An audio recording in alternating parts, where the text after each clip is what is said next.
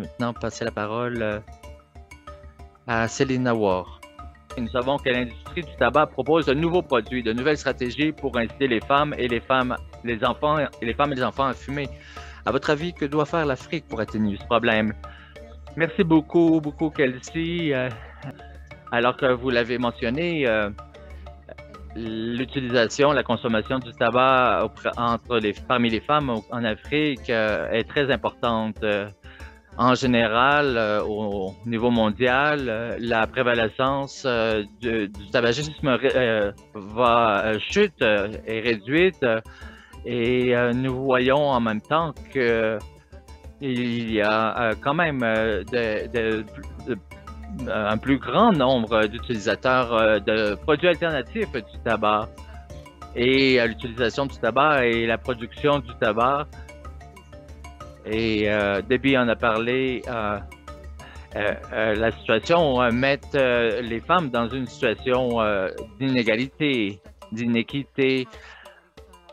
Par exemple, comment les femmes sont affectées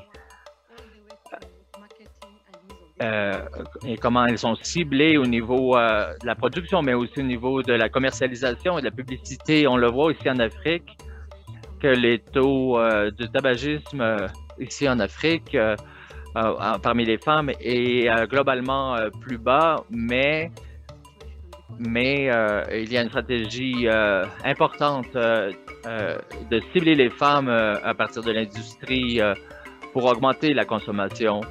Et on considère les femmes comme une nouvelle clientèle et un nouvel bloc de consommatrices. The aggressive and predatory marketing en ce moment, nous assistons à une stratégie agressive de publicité pour mettre de l'avant et mettre sur le marché de nouveaux types de produits du tabac.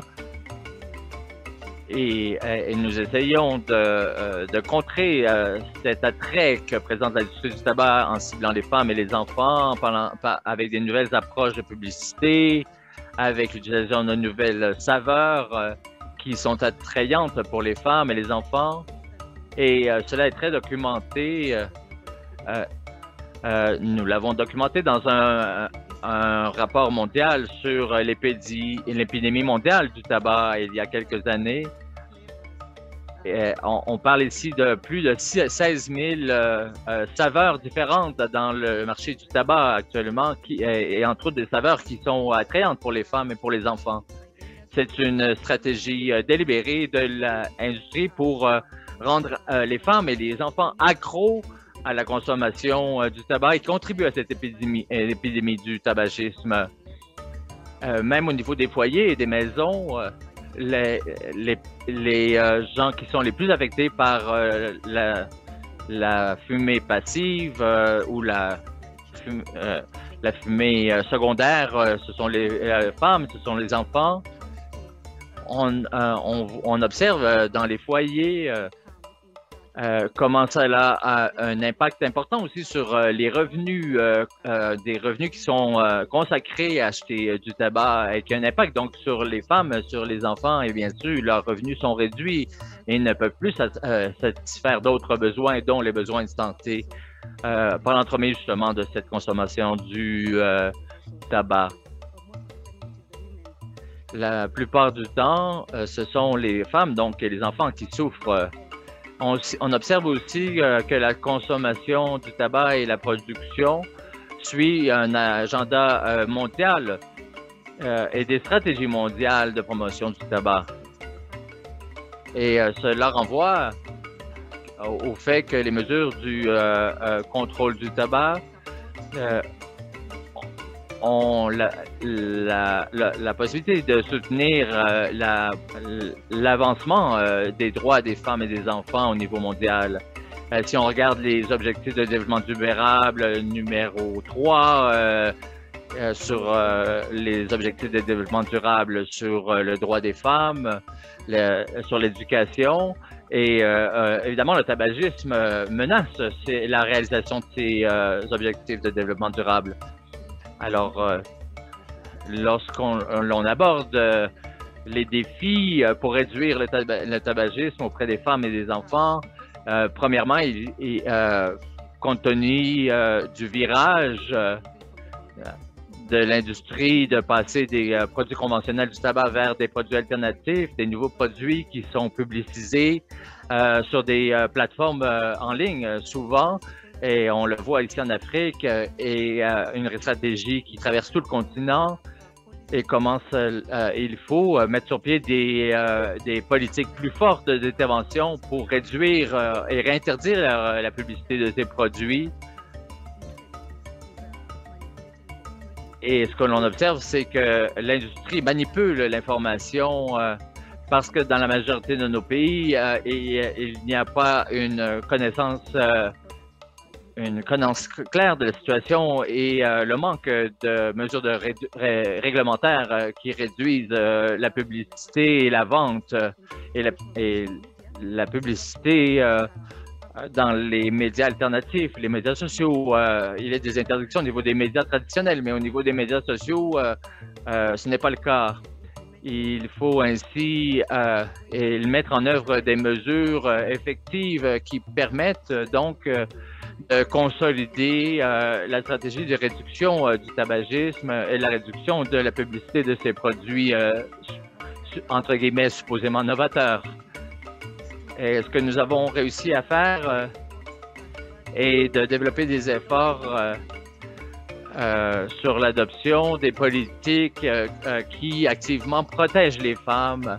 Et nous soulevons donc ce point à l'ordre du jour dans les processus d'élaboration des politiques de façon à protéger les femmes par rapport aux effets néfastes du tabagisme et de la fumée secondaire.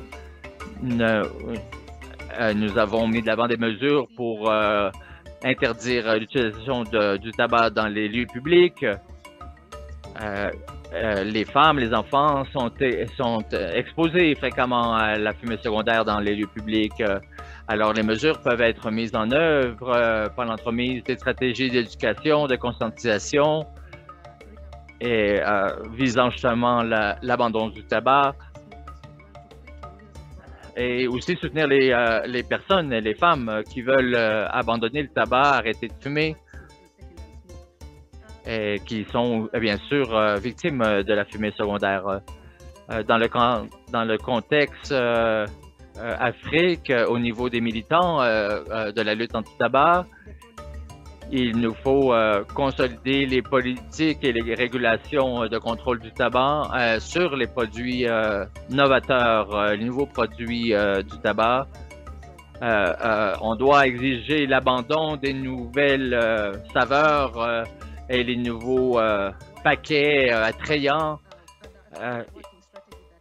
Et une des stratégies sur lesquelles nous travaillons dans les pays africains est d'adopter la mesure des paquets neutres et que nous croyons que c'est une mesure qui soit très efficace pour réduire l'attrayance des produits du tabac auprès de ces populations.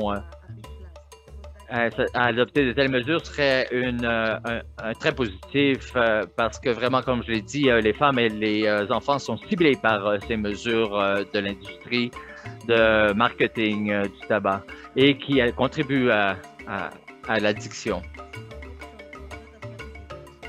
Une autre stratégie qui peut être pensée depuis le continent africain,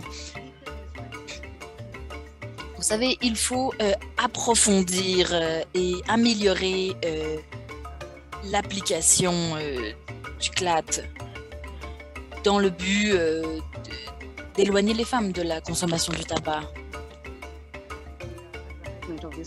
Il faut attaquer spécifiquement la question du marketing et des publicités. Il faut renforcer nos cadres politiques dans le but de mettre en œuvre la convention. Il faut avoir cette lentille, ces lunettes de genre pour comprendre comment mettre en œuvre ces politiques. Merci beaucoup. Merci beaucoup.